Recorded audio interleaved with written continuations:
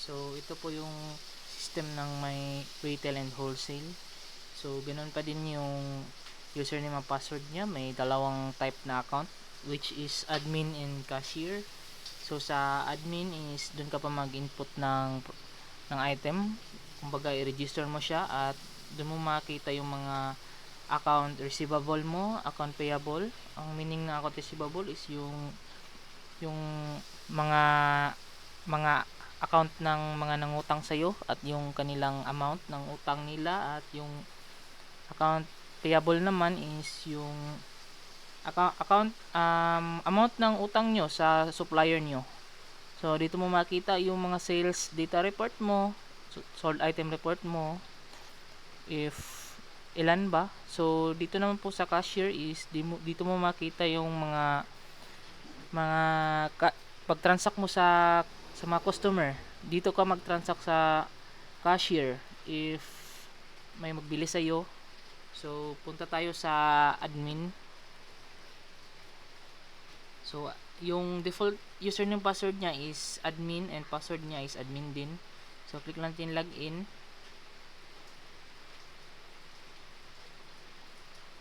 Click natin. So ito pala yung dashboard ng account na admin. So dito sa dashboard makita mo dito if mga data ng mga na-sold na item to this day. Like sa best seller item today, dito mag-display yun if nabilhan na kayo. At dito sa sales today, if magkano yung sales nyo this day. Total item sold today, dito mag-display. Total customer today, dito din mag-display. At total profits and within this day. So meron na ding monthly performance data if gusto ka ng graph na type. Dito lang makita mo dito if pag-graph yung gusto mo makita performance. So sa stocks naman, dito makita yung mga item mo at dito ka mag-input din sa stocks. So if may item ka na, dito mag-display dito. Makita mo kanyang quantity, cost niya, weight average cost, price, at retail price, retail quantity, wholesale price, at iba pa for order item, at status niya if mag-yellow siya if paubos na, red naman pag ubos na, at white lang po siya kung normal na siya. So makita nyo po tong delivery sa stocks, dito lang po sa delivery. Dito ka po mag-i-input ng item. So click mo lang at ito. So makita mo product module niya.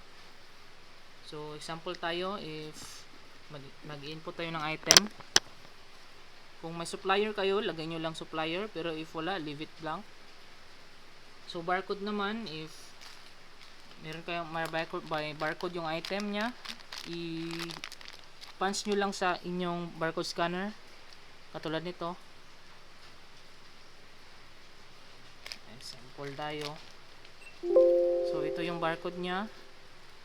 So nag-example tayo ng birch tree na gatas.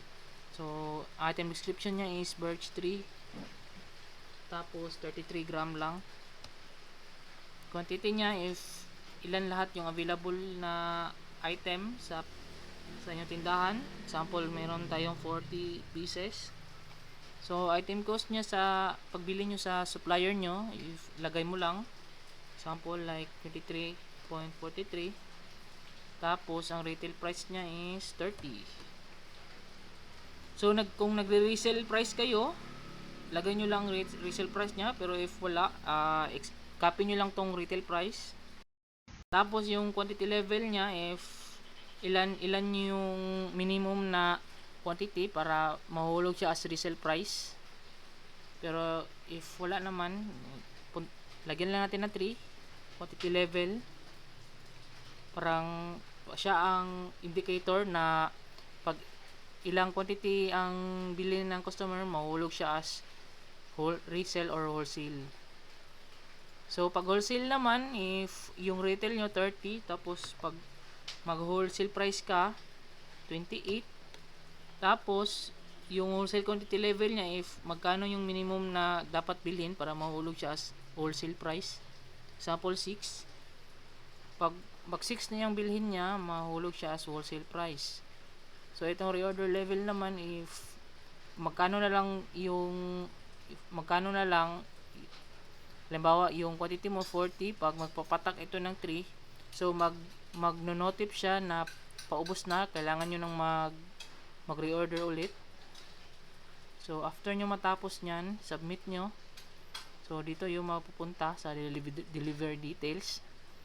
So, check nyo lang if tama, pero if mali, click lang to para ma-edit. Pero if okay naman siya, save stocks nyo. Ito po. So, yes. So, lalabas itong ka-account payable. So, if sakali naman na meron kayong utang, ang pagbili nyo ito sa item is utang, ilagay nyo lang sa terms. Pero if wala naman, is paid lang. Depende sa inyo. So, example, itong in-input ko is paid naman siya pagka bili. So, ito na. Pero if sakali na utang naman, ilagay nyo lang terms, tapos ilagay nyo ang due date nyo para malaman kung kailan yung due date na yun pag utang nyo sa supplier. So, paid muna tayo. Save. Okay. Okay. Close natin. I-refresh natin 2 times dito. Bumalik tayo sa stocks. Refresh. So, naka-input na tayo ng isa.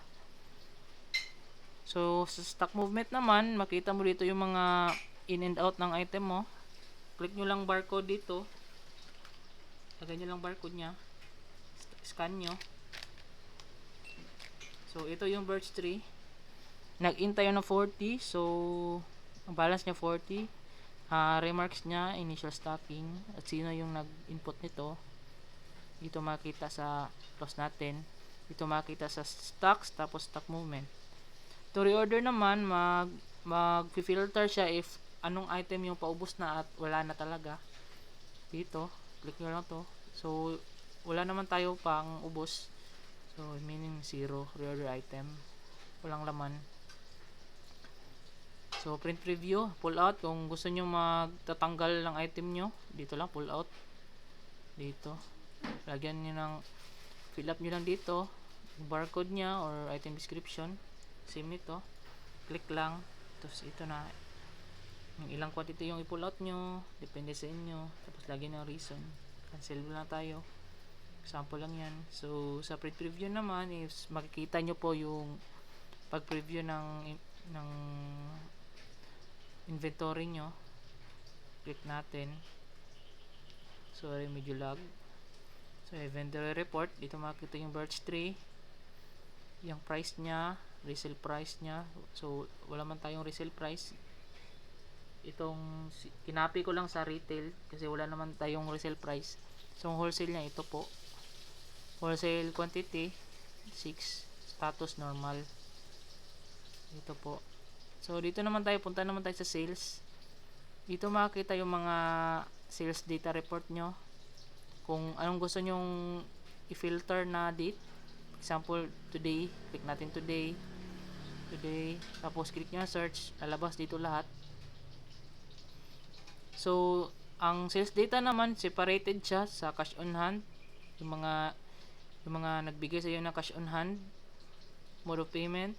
Kung mode of payment nila online payment, GCash dito, bank transfer dito, cheque or debit. So, separated siya talaga.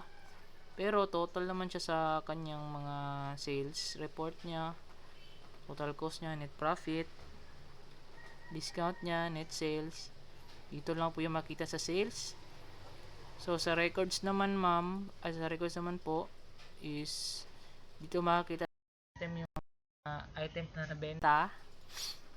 Dito, click nyo lang kung anong date yung gusto nyo makita. Click nyo lang tong blue. So, malalabas dito lahat. Pwede nyo dito ma-print and ma-send sa email kung gusto nyo. Sa pull out naman, kung anong item yung natanggal, dito lalabas lahat kung anong item yung tinanggal.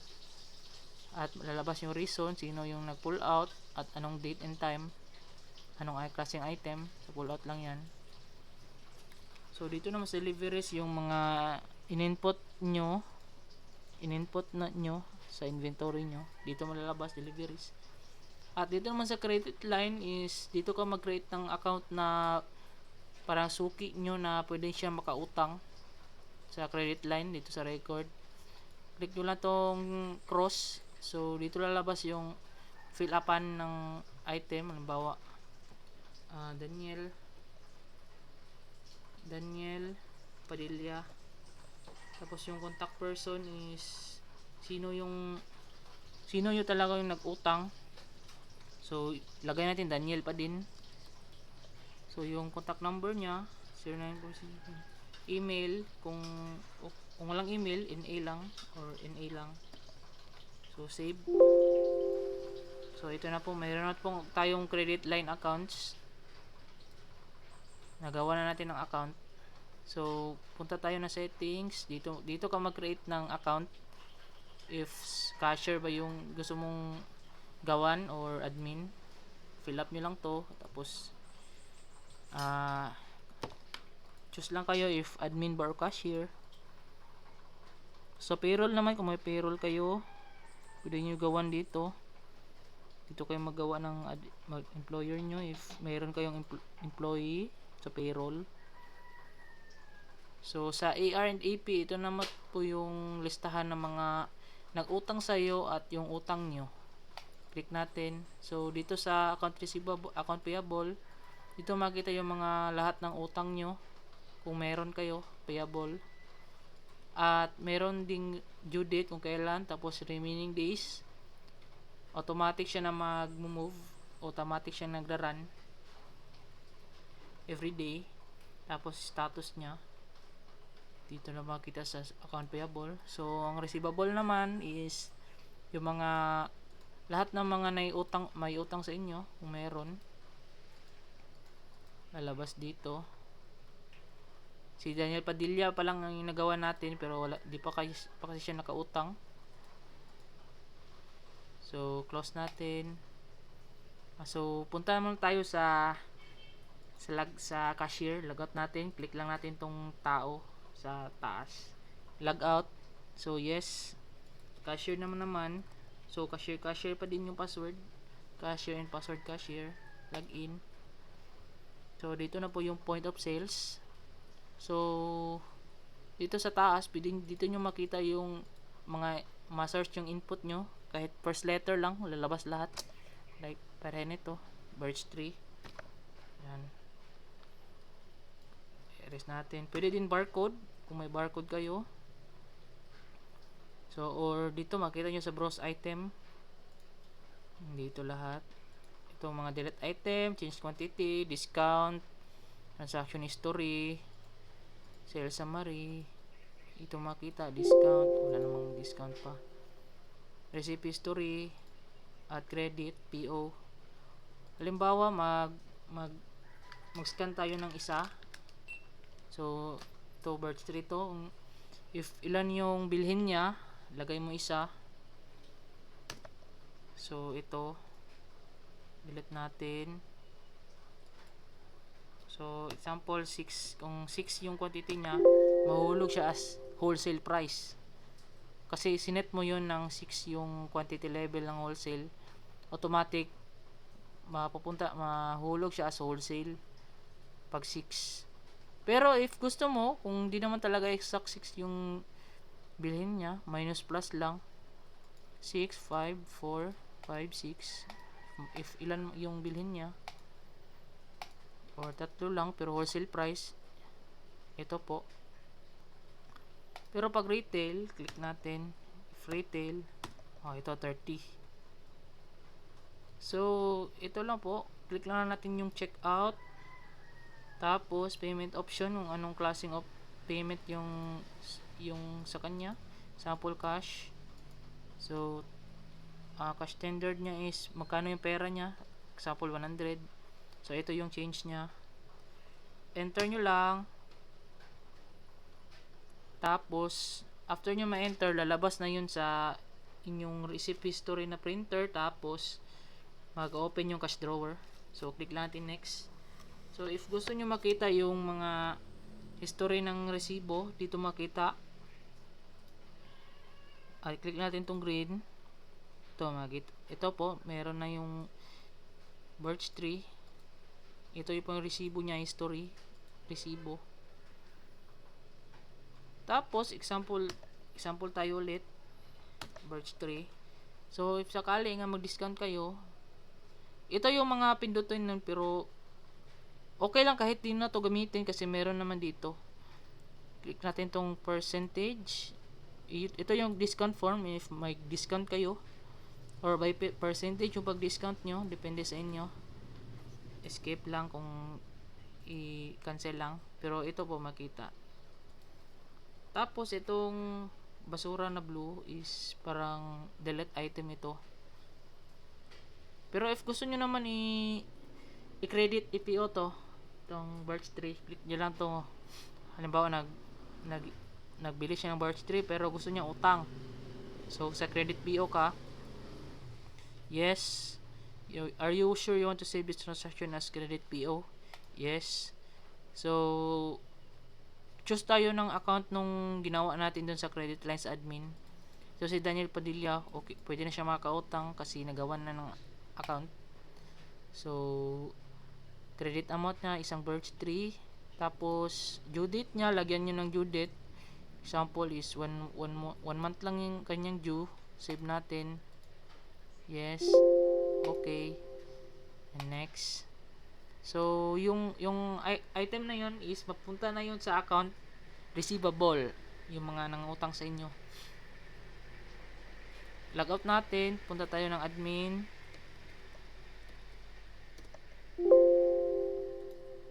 Admin pala. Sorry.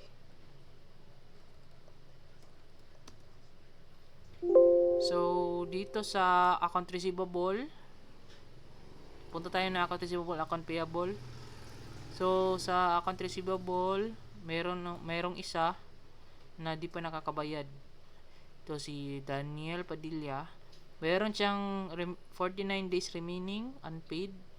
Due date niya 31. Ito, dito mo lalabas. Pero if sakali magbabayad siya, click nyo lang itong book. Tapos receive payment lang kayo. Then mode of payment kung cash ba siya, cash basis. Tapos account name ng nagbayad. Halimbawa si Daniel pa din yung nagbayad. Then proceed. Yes. Okay. Tapos wala na siya. Wala nang nangutang sa inyo. Tapos dito sa records, sales, dito lalabas yung mga data. So click lang tayo ng anong date yung gusto natin tingnan, search natin. Ito po. So print tayo. Dito na punta sa cash on hand. Subtotal, print. So ito na po yung sales data report nya. Mode of payment nya, ito remarks. Cash, PO siya, PO, cash. So dito sa records, balik tayo sa records, sa sold items. Tapos click na tayo anong date yung gusto natin tingnan. Ito si birch tree. Print natin, ito si birch tree. Nabilan tayo ng birch tree this date, transaction number at magkano, total. Ito yung lalabas sa records. So ganun lang kadali yung item nya, automated na siya lahat. So tuturo ko din naman yung sa cashier kung paano mag void ng item. Halimbawa may nagsauli, click natin itong return void. So anong item yung sinauli nya, first letter lang yung click natin, lalabas na yun. Ito si birch tree. So ilan yung quantity na sinauli nya, halimbawa isa. Tapos magto-total na yan, automatic. So remarks, sample is lost money. So void natin, yes. So babalik na yun sa inventory nyo. Tingnan natin if nagbalik sa sales. Ayun, nag-minus. Kasi bumalik siya. Remark niya, lost money. Voided. Mode of payment niya. Profit niya, lost money ang remarks. Na void na yan, voided. So, ganun lang kadali. Sa record lang, tingnan natin. Anong day? Click natin to. Ito po. Alabas na siya. Ganun lang kadali po yung system.